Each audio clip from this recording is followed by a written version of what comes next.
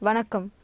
இந்தியத்தின் விடுதலைக்காக பாடுபட்ட கிறிஸ்தவர்களில் முக்கியமானவர் தியாகி குழந்தைசாமி. இவர் கன்னியாகுமரி மாவட்டத்தில் உள்ள தக்கலையில் 1916ஆம் ஆண்டு பிறந்தவர். படிப்பை முடித்து ஆசிரியராக பணியாற்றினார். அக்காலத்தில் நடைபெற்ற விடுதலை போராட்டம் இவரை ஈர்த்தது. ஆசிரிய பணியை துறந்தார். ஒத்துழையாமை போராட்டத்தில் பங்கு கொண்டு சிறையேகினார். இலக்கியத்தில் பேரார்வம் கொண்ட குழந்தைசாமி தினசரி என்ற நாளேடு அலுவலகத்தில் வேலை செய்தார். டைம்ஸ் என்ற ஆங்கில இதழில் மொழிபெயர்ப்பாளராகவும் பணியாற்றினார். இரண்டாம் உலகப் போர் காலகட்டங்களில் இராணுவத்துறையில் எழுத்தராக கல்கத்தாவில் பணியாற்றியிருக்கிறார். அந்நாட்களில் நேதாஜி சுபாஷ் சந்திர போஸ் அவர்களின் பேச்சை கேட்டு அவரை பின்தொடர்ந்திருக்கிறார் குழந்தைசாமி. ஆங்கிலேய படையில் இருந்து கொண்டே தாய்நாட்டின் விடுதலைக்காக போராடிய போராளிகளுக்கு உதவி செய்து வந்தார். கல்கத்தாவை விட்டு ஜபல்பூரில் குழந்தைசாமி பணியாற்றி கொண்டிருக்கும் போது இவரை ஆங்கிலேய படைப்பிரிவினர் சந்தேக கண் கொண்டு பார்க்க தொடங்கினர்.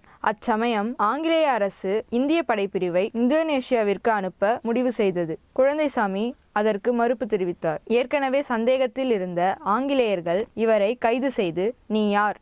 உன்னை ஆங்கிலேய படைப்பிரிவுக்குள் அனுப்பியது யார்?" என்று கேள்வி மேல் கேள்வி கேட்டு இவரை துன்புறுத்தினார்கள். இறுதியில் இராணுவ வழக்கு மன்றம் இவருக்கு கடுங்காவல் சிறை தண்டனை விதித்தது.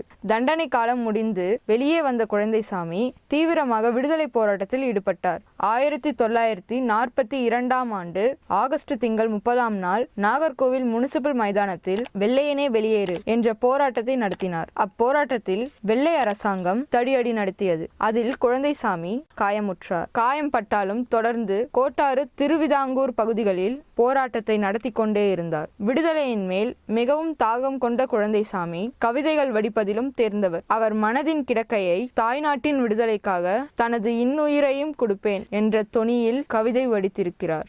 ஒருவேளை என்னை தேடி என் அன்னை வந்தால் ஓருதவி எனக்காக நீ செய்ய வேண்டும்.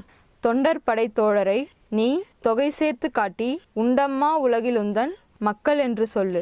என் பிள்ளை சென்ற இடம் யாதென்று கேட்டால் பாரத அன்னையின் கைவிலங்கு ஒடித்த வீரன் என்று சொல்லு. நீ விடுதலைக்கு உயிர் தந்த உன் மகனின் படுக்கை இதுதான் என்று பதறாமல் சொல்லு. இந்த கவிதைதான் அவர் வடித்த கவிதை. இந்திய விடுதலை போராட்டத்திற்காக பலர் போராடி இருக்கிறார்கள். அவர்களில் தியாகி குழந்தைசாமி என்ற கிறிஸ்தவருக்கு ஒரு சிறப்பான இடம் உண்டு. வணக்கம்.